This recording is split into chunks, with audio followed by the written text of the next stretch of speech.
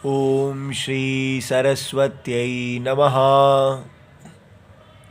अष्टादश अधिक द्विशततमी कक्षा। हाँ जी, हमारे कारक चल रहे हैं और अब हम कर्म कारक पे पहुंच चुके हैं और आज का सूत्र है गति बुद्धि प्रत्यवसानार्थ शब्द कर्मा कर्म का नाम अणिकर्ता सणव। बड़ा लंबा नाम है, 1452। अब इसमें यहाँ तक कर्मणाम षष्ठी विभक्ति बहुवचनम, अणि जो है वो शब्द है लुप्त सप्तमी अर्थ निर्देशः, कर्ता प्रथमा विभक्ति एक वचनम, सह प्रथमा विभक्ति एक वचनम, णौ सप्तमी विभक्ति एक वचनम।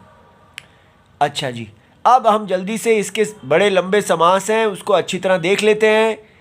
तो पहला है गतिश्च, गति ही, उसका विसर्ग को श हो गया। गति ही च बुद्धि, बुद्धिश्च प्रत्यवसान सानंच, इस प्रकार।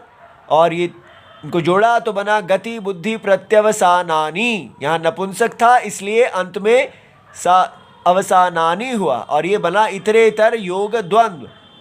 अब गति बुद्धि प्रत्यवसानानि अर्थाः येषाम, गति बुद्धि प्रत्यवसान अर्थ हैं जिनके, वो कौन है? गति बुद्धि प्रत्यवसान अर्थाः। तो द्वंद्व गर्भ बहुव्रीहि, तो ऐसे धातु जिनका अर्थ जो है गति जाना, बुद्धि समझना, प्रत्यवसान माने खाना, ऐसे अर्थ वाले जो धातु हैं वो द्वंद्व गर्भ बहुव्रीहि बन गया। अब आगे शब्द कर्म। तो अब शब्द क्या है? शब्द कर्म यस्य, शब्द कर्म है जिसका, ठीक है। सह शब्द कर्मा बहुव्रीहि, तो ये अन्य पद अर्थ प्रधान होने से बहुव्रीहि हो गया। तो ऐसा धातु जिसका शब्द कर्म है, जैसे वेदम पठति, तो वेद जो है शब्द रूप है। अकर्मक, न विद्यते कर्म यस्य स अकर्मकः बहुव्रीहि, ठीक है। तो इसलिए अन्य अर्थ कौन है? अकर्मक कौन होता है? धातु, जिस धातु का कर्म नहीं होता। आगे गति बुद्धि प्रत्यवसान अर्थाः, अब सारों को जोड़ दिया, ठीक है। च, फिर शब्द कर्मा च, शब्द कर्मा च अकर्मकश्च इति, ये सारे जुड़ गए तो बन गया गति बुद्धि प्रत्यवसान अर्थ शब्द कर्मा कर्मकाः। फिर से द्वंद्व बन गया, इतरेतर योग द्वंद्व। और तेषाम, तो बहुव्रीहि गर्भो द्वंद्व, देखिए कैसा है। फिर अणि न अणि, न णी, णी जो नहीं है, अणि तस्मिन् नञ् तत्पुरुषः, ठीक है। तो ये णी का प्रतिषेध किया है इसलिए ये नञ् तत्पुरुष हो गया। अब इसकी वृत्ति बना लेते हैं, देखिए। अर्थ शब्द प्रत्येकम अभिसंबध्यते, तो अर्थ शब्द सबके साथ आपने जोड़ना है। कैसे? देखिए, गत्यर्था नाम धातु नाम, तो गति अर्थ वाले धातु नाम माने जाना अर्थ वाले धातुओं के, बुद्धि अर्था नाम धातु नाम, बुद्धि अर्थ वाले धातुओं का, प्रत्यवसान अर्था नाम धातु नाम, भोजन करने के अर्थ वाले धातुओं का, तथा शब्द कर्म का नाम, और जिन धातुओं का कर्म शब्द है, जैसे वेद को पढ़ता है, उनका अकर्म का नाम, वो धातु जो अकर्मक हैं। च अन्यंता नाम, उनकी जो निजंत, नी प्रत्यय जो है उसका जो, जब वो उसका प्रयोग नहीं किया तो उसको बोलते हैं अन्यंत अवस्था। तो वहाँ जो कर्ता है, ठीक है, यह कर्ता स न्यंत अवस्था नाम, न्यंत अवस्थायाम कर्म संज्ञो भवति।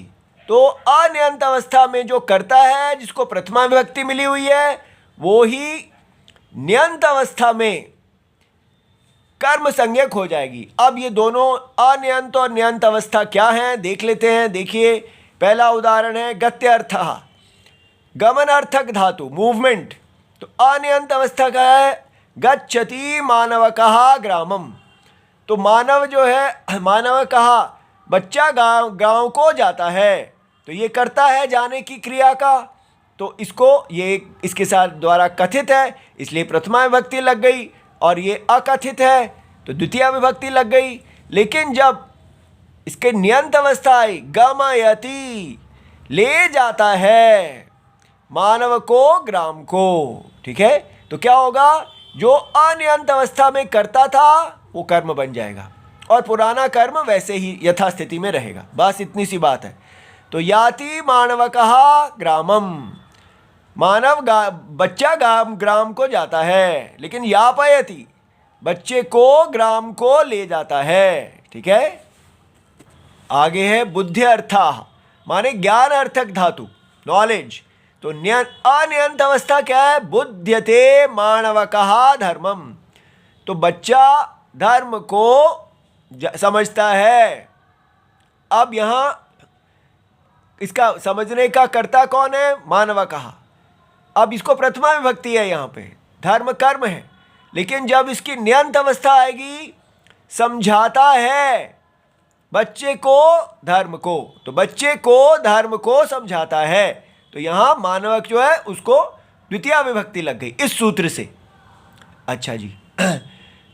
और फिर वेति, वेति का भी वही अर्थ है, बच्चा धर्म को, वेति धर्म को समझता है, तो वेदयति, बच्चे को धर्म को समझाता है। प्रत्यवसान अर्थाः, भक्षण अर्थक धातु, ईटिंग, अनियंत अवस्था नियंत अवस्था। भुंक्ते मानवकः ओदनम, बच्चा भात को खाता है, ये करता है, प्रथमा विभक्ति लगी है, लेकिन भोजयति मानवकम ओदनम, बच्चे को भात को खिलाता है, तो यहाँ कर्ता को कर्म हो गया। इसी प्रकार अश्नाति मानवकः ओदनम, बच्चा भात को खाता है। आशयति मानवकम ओदनम, कर्ता जो है उसको कर्म हो गया। फिर उसके बाद है शब्द कर्माणाम, तो जो शब्द जिसका कर्म है, अनियंत अवस्था क्या है, अधीते मानवकः वेदम, बच्चा मानव वेद को पढ़ता है। अध्यापयति मानवकम वेदम, बच्चे को वेद को पढ़ाता है। मानवक अब यहाँ कर्म में हो गया।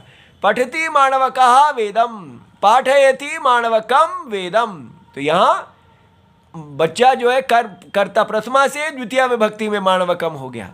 अकर्म का नाम, ठीक है, इंट्रांजिटिव वर्ब्स। अनियंत अवस्था नियंत अवस्था, आस्ते देवदत्तः, देवदत्त बैठते हैं। आशयति देवदत्तम, देवदत्त को बिठाता है, ठीक है। अब यहाँ कर्म हो गया। शेते देवदत्तः, देवदत्ता लेटते हैं या सोते हैं, तो शायति देवदत्तम, देवदत्त को सुलाती है या सुलाते हैं, ठीक है। यहाँ कर्म हो गया। इति सर्वम शिवम प्रणाम।